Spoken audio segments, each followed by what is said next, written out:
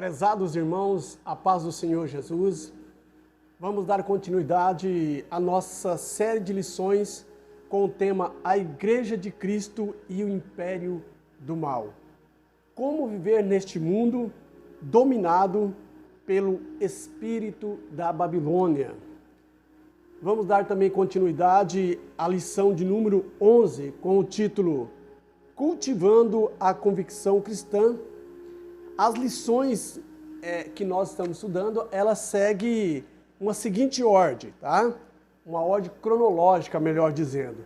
A lição de número 1 traz o conceito do espírito da Babilônia. E depois, uma série de outras lições que nós estamos estudando demonstra como o espírito da Babilônia atua. E agora nós começamos uma série de lições trazendo a igreja como se posicionar, como reagir diante desse espírito da Babilônia que está atuando. Vimos na lição passada sobre a renovação do homem interior, tá? E hoje a necessidade de nós cultivarmos a convicção cristã, né? O que é cultivar, né? É zelar, né?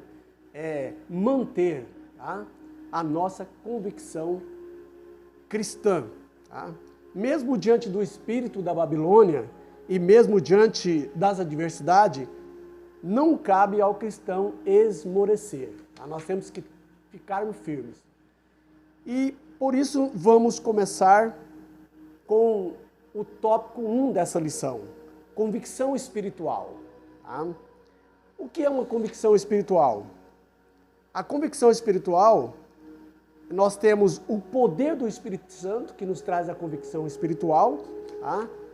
Também a confiança em Deus nos dá essa convicção espiritual e fidelidade na pregação. Tá? Isso nos fala de convicção espiritual. No primeiro ponto do primeiro tópico, nós temos poder do Espírito Santo. Por orientação divina, o Evangelho foi proclamado na Europa. Tá? Paulo teve uma visão em que o homem lhe dizia, passa a Macedônia e ajuda-nos. Atos 16 e 9. A partir dessa revelação, a mensagem da cruz foi anunciada em Filipos e depois em Tessalônica. Atos 16, 10 ao 12 e 17 e 1. Tá?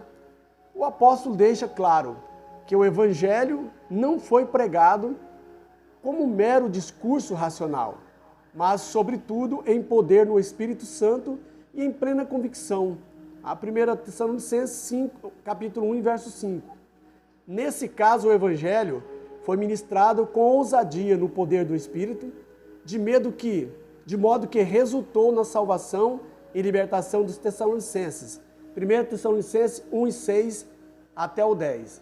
Assim, podemos afirmar que na ausência da convicção espiritual, a palavra de Deus é reduzida a mero intelectualismo humano e seu resultado é ineficaz na transformação de vida. Mateus 7, 29, 1 Coríntios 2, 1 ao 5. Então, assim nós podemos afirmar que na ausência da convicção espiritual, se nós não tivermos convicção espiritual, então a palavra, né, ela não tem poder de transformação.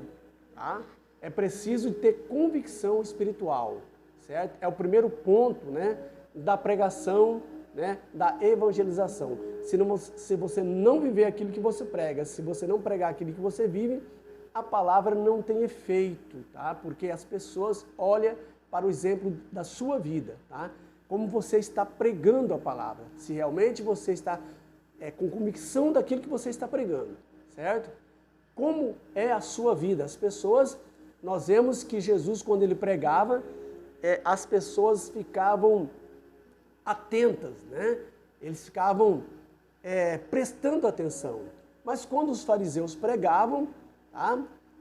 Eles pregavam, mas as pessoas não tinham, eles pregavam como que não tivesse autoridade, porque as pessoas sabiam que os fariseus, que eram os pastores da época, tá? Que eram os expositores da palavra de Deus, que eram os intérpretes da palavra de Deus, eles conheciam a vida deles, né? Que a sua pregação não condizia com a sua prática de vida. Mas quando Jesus pregava, era diferente, porque ele pregava com autoridade e não como os fariseus. E quando Jesus pregava, as pessoas ficavam atentas, né? Né? Vendo alguém que pregava com autoridade, né? Com a sua própria vida. O que ele pregava era com convicção e ele praticava aquilo que ele pregava. Então, por isso, né, o apóstolo Paulo vem nos trazer aqui, certo, a sua convicção na sua evangelização, né? Ele foi chamado, ele foi escolhido para pregar para os gentios, ele foi para a Europa, né? Atravessou ali o oceano e foi pregar nessa cidade, e o povo prestava atenção porque Paulo, ele pregava com convicção, né? Como quem tem autoridade, com exemplo de vida. E as pessoas então recebiam a palavra e era transformado pelo poder de Deus. Porque a grandeza do Evangelho é que ele transforma. Tá? Cadeia não transforma o ladrão, certo? Cadeia não transforma o bandido. Você surrar alguém, né? Disciplinar com força bruta também não transforma. Mas através do Evangelho, né? Que é a palavra viva de Deus, é o único que pode transformar o ser humano, o mais vil pecador. Ela tem poder. Essa é a grandeza da pregação da palavra de Deus, do Evangelho, do cristianismo. Tá? Então Paulo tinha essa convicção, ele pregava com convicção e a sua palavra tinha autoridade porque ele sabia em quem ele estava crendo. Tá? Porque eu sei quem tenho crido e que é poderoso, né, para me guardar, ou seja, para me usar na tua palavra. Avançando para o segundo ponto, confiança em Deus. O apóstolo declara que mesmo tendo padecido e sido agravados em Filipos, 1 Tessalonicenses 2:2, sua fé não estava abalada. Ele se refere à perseguição sofrida antes de pregar em Tessalônica. Paulo e Silas tinham sido publicamente espancado com varas e em seguida lançado no cárcere interior, com os pés no trono. Atos 22 ao 24. Todavia, apesar de ferido, perto da meia-noite, oravam e cantavam hinos a Deus. Atos 25. Após essa severa provação, não esmoreceram, mas, impelidos pelo Espírito Santo, vieram a Tessalônica, na cidade, em meio às suas lutas, e com ousada confiança anunciaram a Cristo. 1 Tessalonicenses 2:2. Nessa perspectiva, somos encorajados a não desfalecer na pregação do Evangelho, mas confiando em Deus, jamais recuar mesmo diante das ameaças da prisão ou da morte. Apocalipse 2:10. Então nós vemos Paulo e Silas, sabemos bem, quase todos conhecem esse episódio, né? Que eles estavam pregando, né? E por causa da pregação, eles expulsaram um demônio de adivinhação de uma moça. Isso trouxe transtorno para eles, né? O povo daquela cidade não gostou, os que administravam, que era líder daquela moça, e mandaram prender a Paulo e Silas. E levaram para a prisão, com grilhões dos pés, lançaram eles no calabouço, mas eles não murmuraram, tá? Eles não reclamaram, pelo contrário. Quando chegou próximo à meia-noite, eles começaram a cantar hinos, né, de louvores a Deus, a orar e a cantar. E Deus se comoveu. E ali mandou um anjo que estremeceu o cárcere, né, e as portas foram abertas. E quando o carcereiro viu que os presos estavam saindo, ele quis se matar. E Paulo pulou, pediu luz e disse, não faça isso. Creia no Senhor Jesus, será salvo tu e tua casa. Tá? Depois soltaram eles, né? E Paulo, mas Silas continuou pregando, ganhando alma. Tá? Isso é confiança em Deus. Confiar que Deus, apesar de você estar fazendo o certo, parece que está acontecendo tudo errado, certo? Porque nós estamos em campo minado. Nós estamos vivendo em um mundo onde é controlado e dominado por Satanás, né? O sistema mundano é controlado. Nós estamos andando nesse mundo com a salva-conduta. Se não fosse Cristo morrer por nós, todos nós seríamos engolidos, né? Vivo por Satanás, né? Fulminado. Mas pela salva-conduta, por Cristo, né? Morrer por nós na cruz, nós temos essa liberdade, entre aspas, né? De pregar o Evangelho. Mas não deixaremos de ser afrontados por Satanás. Mas, mesmo afrontado, mesmo sofrendo, Jesus diz, tem de bom ânimo, porque no mundo, né, eu venci o mundo, mas tem de bom ânimo. Né? Então, todo aquele que é nascido de Deus vence o mundo, certo? Mas não deixa de vir perseguições, tribulações e ataques do inimigo. Mas a confiança em Deus é que nos assegura, né, daquilo que nós estamos fazendo para Deus. Embora as adversidades, né, as investidas do inimigo nos deixam, né, atropelados, né, afadigados, somos castigados, mas com confiança em Deus nós continuamos, não esmorecemos, continuamos a pregar a palavra, não desistimos, porque nós sabemos em quem nós temos crido, como disse o apóstolo Paulo. Avançando para o terceiro ponto, fidelidade na pregação. Tá? Fidelidade na pregação é muito importante, né? Você ser fiel à palavra de Deus.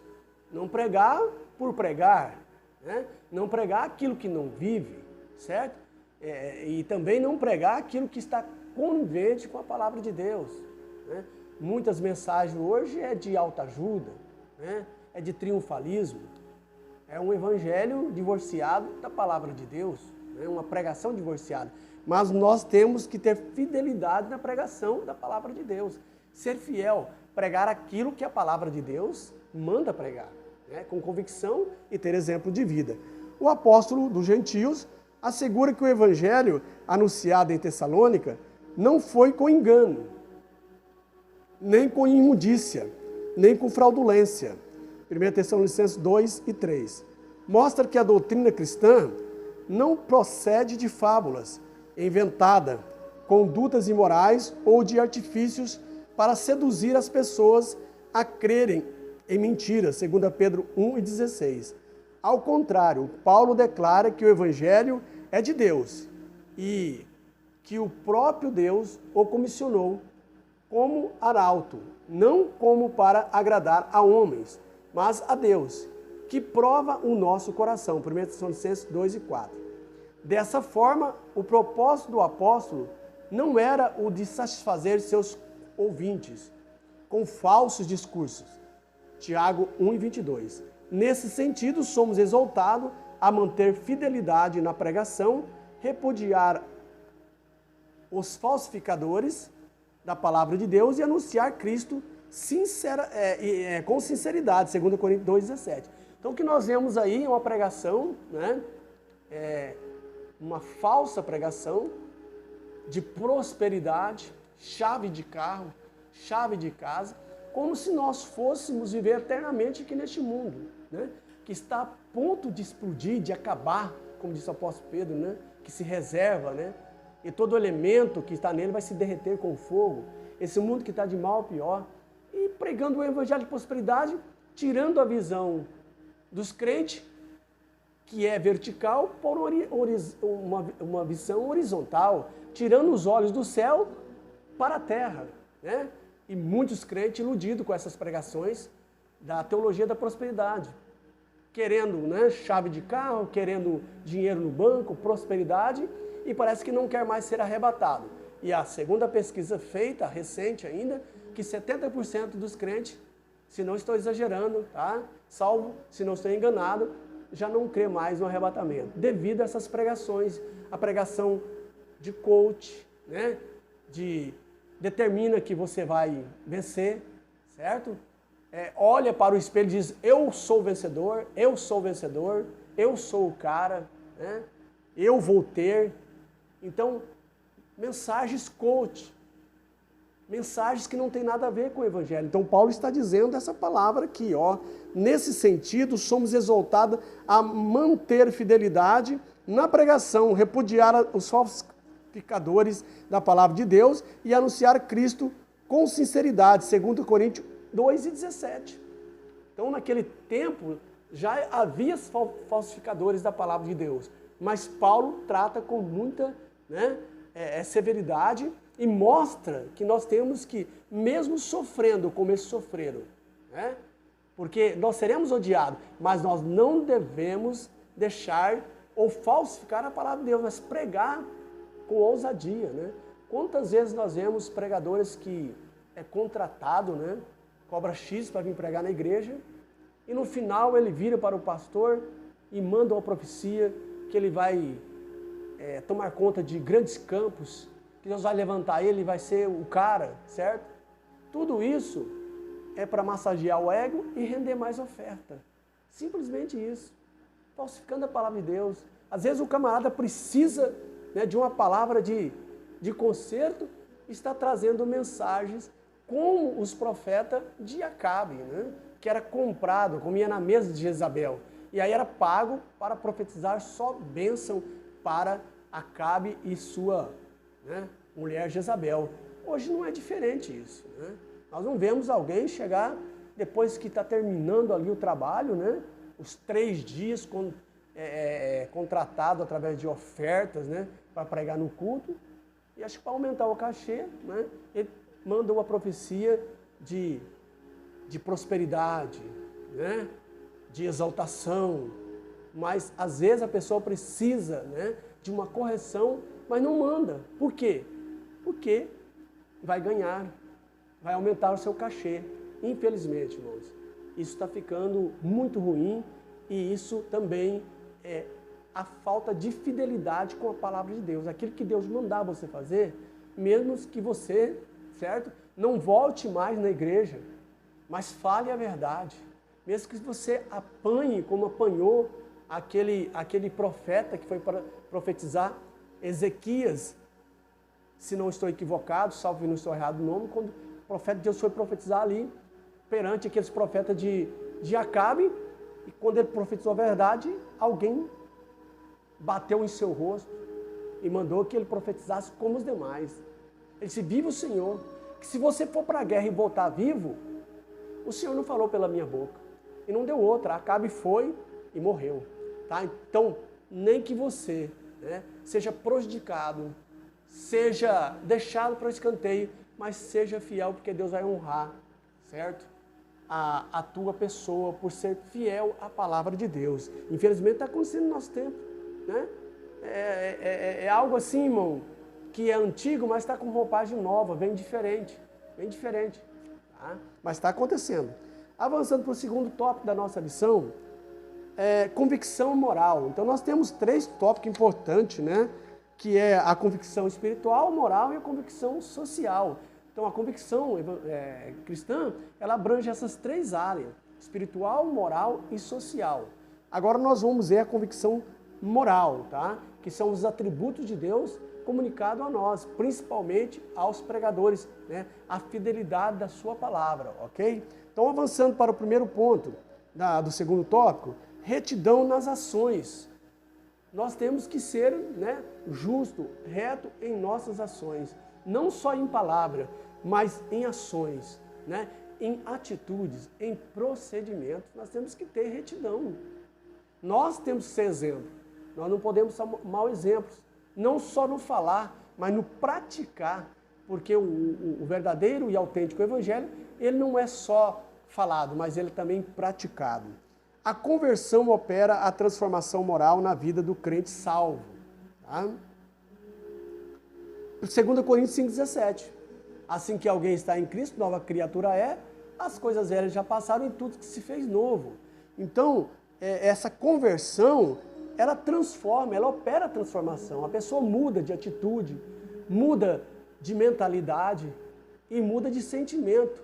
É um novo pensamento, pensar só nas coisas que são de cima e não nas coisas que são de baixo, tá? Com o pé na terra, mas a cabeça no céu, tá? O sentimento de ódio, de rancor vai ser lançado fora quando há essa transformação, quando o Espírito Santo faz a transformação e entra sentimento de amor, de bondade, né? De felicidade, mesmo em meio às lutas, em meio a lutas, tá? E atitudes, né? Atitudes, a nossa atitude, as nossas ações serão diferentes. Quando nós não fazíamos o bem, agora com a transformação nós vamos fazer o bem. Quem sabe fazer o bem e não faz, peca. Está na palavra de Deus. Então nós devemos fazer o bem. atitudes, né, de ação social para ajudar as pessoas menos favorecidas. Isso acompanha o salvo. Isso não é salvação, mas o salvo pratica essas atitudes, tá? Ele tem essas atitudes. O seu desejo agora é cantar hinos, é pensar naquilo que é honesto, tudo aquilo que é bom, porque é transformada a sua mente, né? E o amor vai reinar, certa bondade, porque é transformado o seu sentimento. E a sua ação, a sua atitude vai ser diferente. Se você fazia mal, agora você vai fazer o bem, porque as suas atitudes, as suas ações vai ser transformado, porque esse é o poder, é a grandeza do Evangelho de Cristo, ok? Desse modo, a Bíblia orienta, dentre outras recomendações, a deixar a mentira e a falar a verdade, tá? Uma vez que você foi transformado, a mentira tem que ficar para trás, e agora você vai falar a verdade, certo? Falar aquilo que é verdade. Efésios 4:25. Deixar o furto, melhor dizendo, tá? O roubo, e ser honesto. Então isso você vai ter que deixar uma vez ser transformado, ok? Efésios 4:28. Não pronunciar palavras torpes e dizer apenas o que edifica, tá? Então palavrões que você falava, agora você vai ter uma nova língua, você vai falar aquilo que edifica. As pessoas vão ver a diferença na sua vida.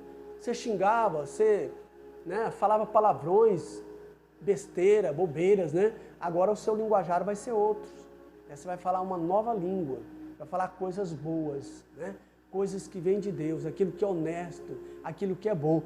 A sua língua, né, ela vai ser mudada e transformada pelo poder da transformação do Evangelho de Cristo, tá? Não pronunciar palavras torpes e dizer apenas o que edifica, Efésios 4:29. Nesse aspecto, o apóstolo Paulo reivindica a retidão das próprias ações, ao afirmar: nunca usamos de palavras lisonjeiras, né? O que é a palavra lisonjeiras? Lisonjeiras. O que é a palavra lisonjeira? É elogios falsos. Para você conseguir, certo, vantagens. Eu começo a elogiar o que eu estou dizendo, profecias falsas, né? Você é o cara, eu começo a elogiar, certo? Às vezes a pessoa precisa de uma correção, começa com essa falsidade de elogios falsos, né? Nós temos que tomar cuidado. Às vezes acabamos de pregar e alguém vem elogiar, mas você pregou demais. Temos que saber receber. Não podemos tratar mal, mas saber receber isso, para nós não incharmos, né, o nosso ego, certo? Então, esses elogios é para obter vantagens, né, em várias das coisas. Então, Paulo, ele fala que ele não obteve vantagem em nada, ele pregava com sinceridade. Ele não usava de lisonjas nas suas pregações para satisfazer a vontade de alguém, para elogiar alguém falsamente, certo? Para agradar as pessoas. Mas ele pregava a palavra de Deus, a verdade. Dói a quem doesse. Ele pregava a palavra de Deus como ela é, sem lisonjas. Nem houve um pretexto de avareza.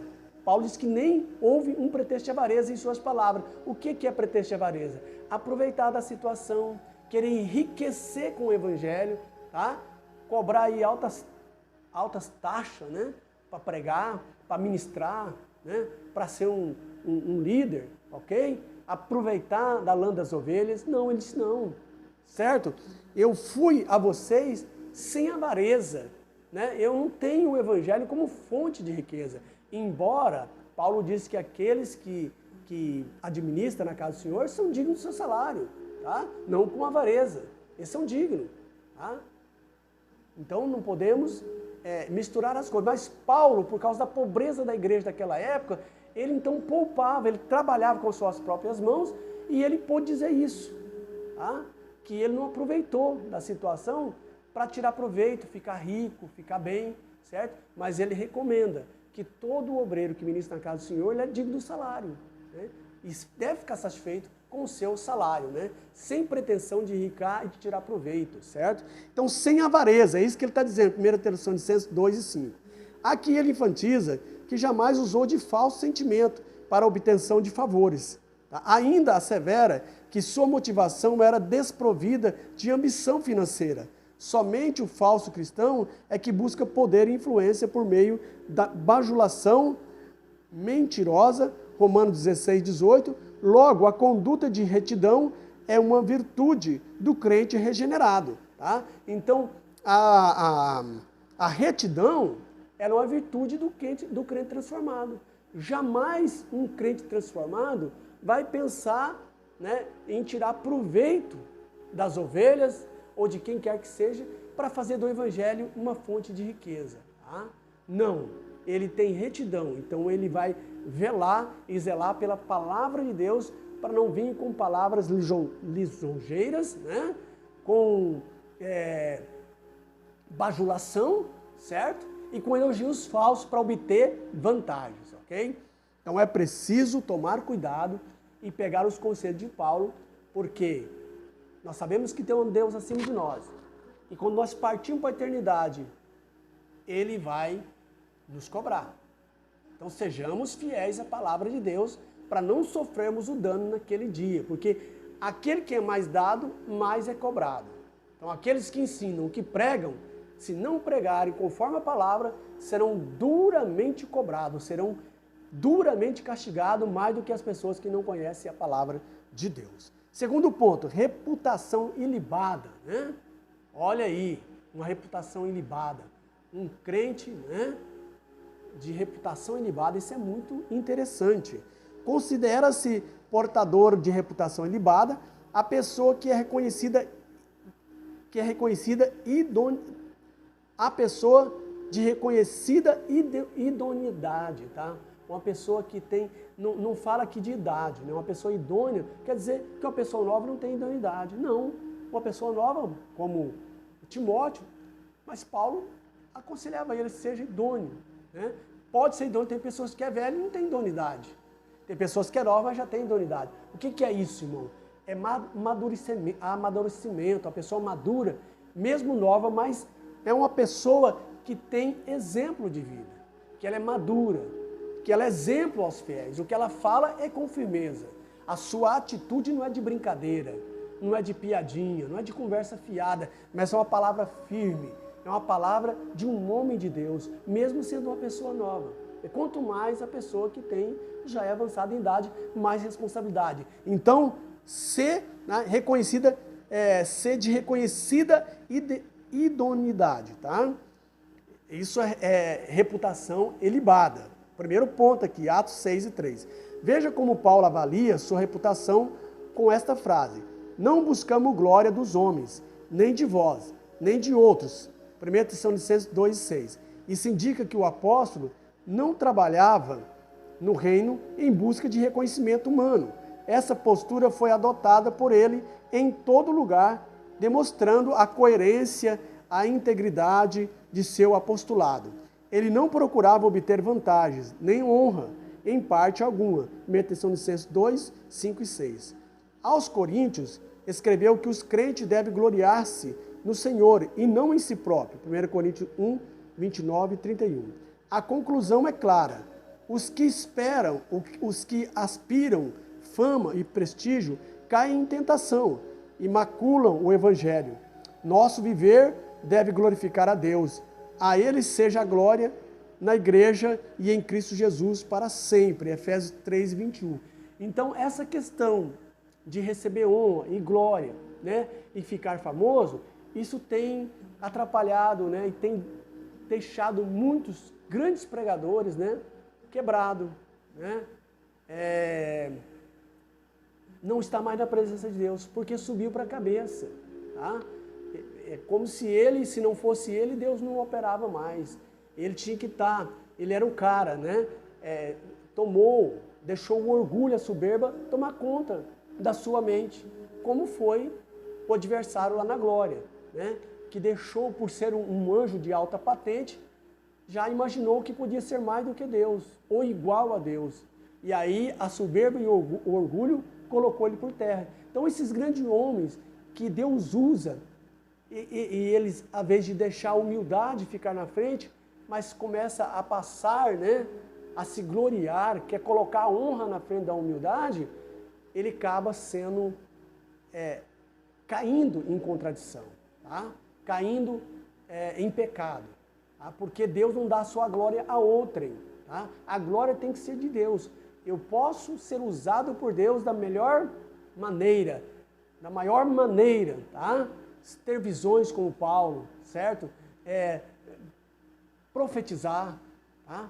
Pregar, curar, certo? Ser usado na cura, mas isso é para a honra e glória de Deus, não é para mim. Mas as pessoas às vezes tomam isso para ele, e aí Deus não aceita. E essas pessoas, através do seu orgulho, né? E não dá a devida glória a Deus, mas põe Deus em segundo plano e ele em primeiro, então ele vai estar suscetível, tá, ao fracasso. Certamente, grandes homens hoje estão caídos porque deixou subir para a cabeça o orgulho e a vaidade. E quando Deus vê um homem orgulhoso e vaidoso, lembra ele a Satanás. E essas pessoas é quebrada pelo seu próprio orgulho, porque não dá a devida glória a Deus, certo? Faz do evangelho uma fonte de enriquecimento. Monta impérios, mas perde o céu, perde a glória, perde, como os discípulos, quando Jesus mandou eles pregarem, né? E eles voltaram felizes, dizendo, ó, os demônios sujeitam, certo? Os paralíticos andam, os cegos veem, os enfermos são curados. Ele falou, ó, não alegrai por isso, mas lá alegrai primeiro porque o vosso nome está escrito nos céus. Porque se você fizer tudo isso e não tiver um nome escrito no céu, nada tem valor. Vai aquilo que está em Mateus 7 e 21, né? Quem entrar no reino do céu, né? Aí, aquele que diz Senhor, Senhor, não, mas é aquele que faz a vontade do meu Pai que está no céu. E naquele dia muitos dirão, Senhor, estremeci templos, né? Aqui eu estou fazendo a conjectura, né? Curei enfermos, né? Fiz tanta pureza em seu nome. E ele vai dizer, olha, apartai de mim, que não vos conheço, para a perdição eterna. Tá? Jesus não vai reconhecer essas pessoas por causa da sua fama, mas vai reconhecer a pessoa por causa da sua fidelidade da palavra dele, de exemplo de vida, de praticidade de evangelho. Ele vai reconhecer o pregador, vai reconhecer aquele que fez a sua obra pela fidelidade à palavra. Não porque ele realizou grandes obras e foi infiel, e usou isso como fonte de enriquecimento, de vaidade e de fama. Tá? O maior pregador de grandes seguidores nas redes sociais, né? Milhões de seguidores. Tá? Não. Os seguidores têm que ser de Cristo, não do pregador. E aí nós vemos nas redes sociais pregadores contando vantagem porque tem milhões de seguidores, né? Ganhando até dinheiro com isso. Mas não, as pessoas não têm que seguir a mim e nem a você, tem que seguir a Cristo. Os seguidores que nós temos que ganhar, nós fomos resgatados por um preço alto, que não foi de sangue, que não foi de ouro e prata, mas foi de sangue, é para nós sermos testemunhas de Jesus e ganhar seguidores deles, seguidores fiéis a Ele, não seguidores da nossa pessoa. E aí que morre o perigo, que mora o perigo. A pessoa pode perder a salvação por essa questão. Avançando para o terceiro ponto do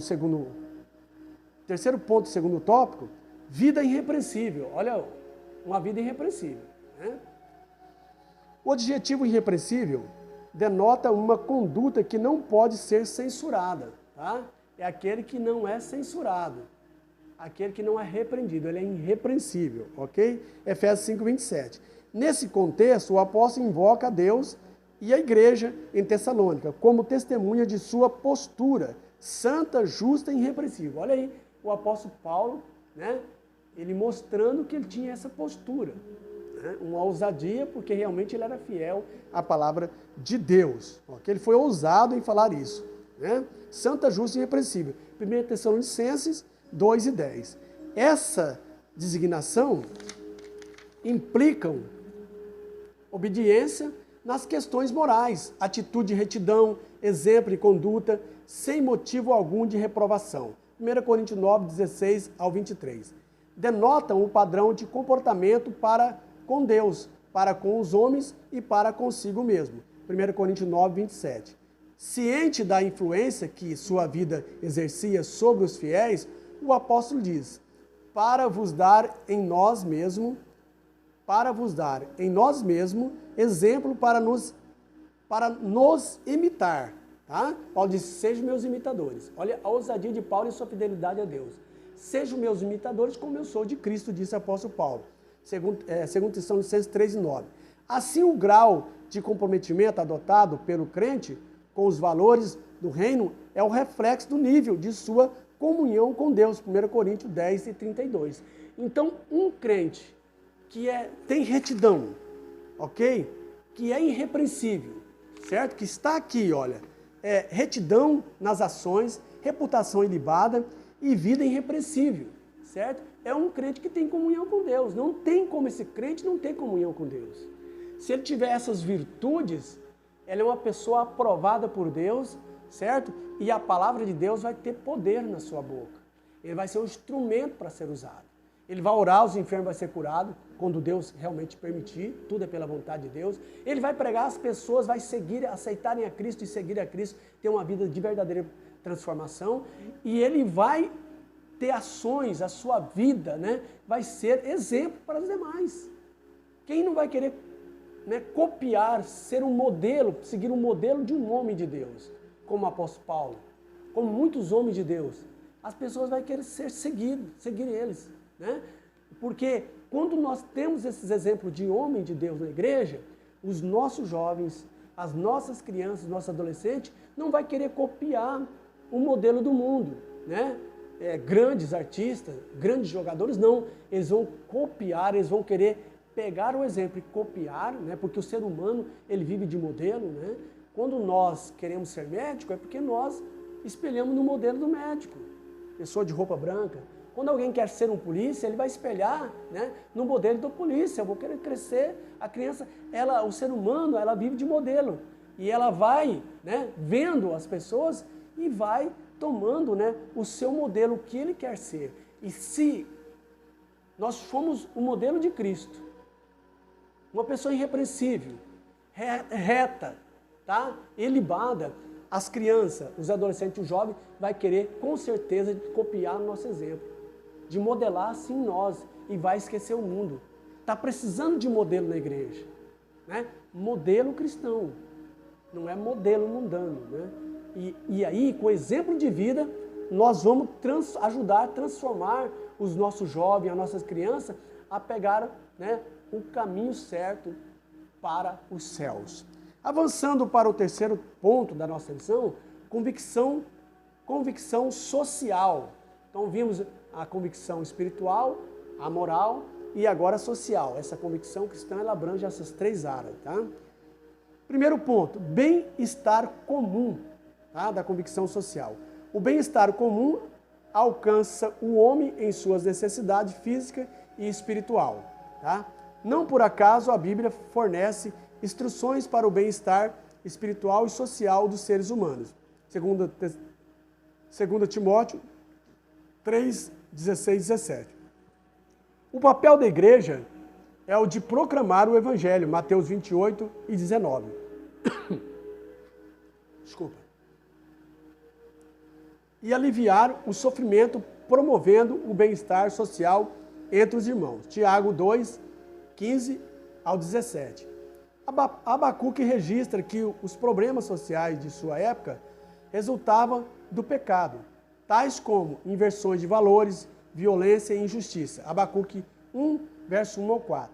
Assim, o mal social tem origem no pecado. Ciente disso, o apóstolo Paulo escreve: quiséramos comunicar-vos não somente o Evangelho de Deus, mas ainda a nossas próprias almas. 1 Tessalonicenses 2 e 8. Esse sentimento é comparado ao cuidado de uma mãe que se preocupa e protege os filhos. 1 Tessalonicenses 2 e 7. Também é equiparado ao procedimento de um pai amoroso, que se interessa pelos problemas dos filhos. 1 Tessalonicenses 2 e 11.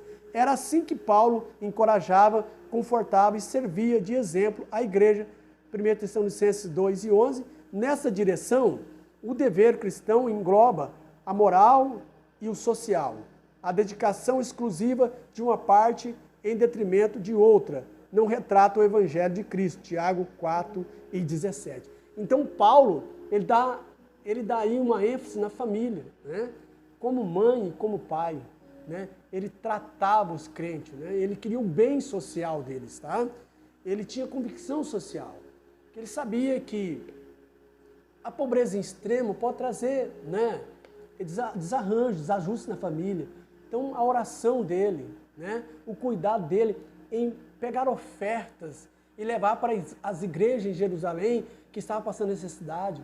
Ele colhia as ofertas nas igrejas e levava para ajudar os irmãos nas suas necessidades. Então, a igreja, ela tem que ter esse cuidado, né, de estar ajudando os irmãos.